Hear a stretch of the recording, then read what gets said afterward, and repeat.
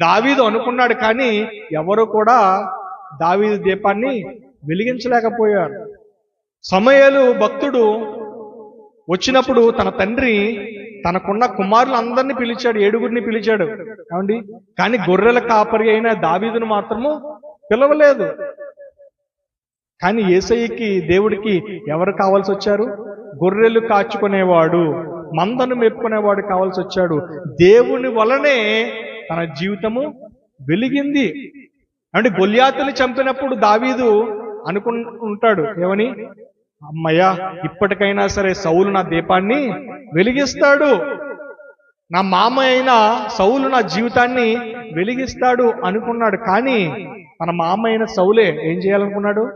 దావీదు యొక్క దీపాన్ని ఆర్పేద్దాం అనుకున్నాడు చాలా సందర్భాల్లో.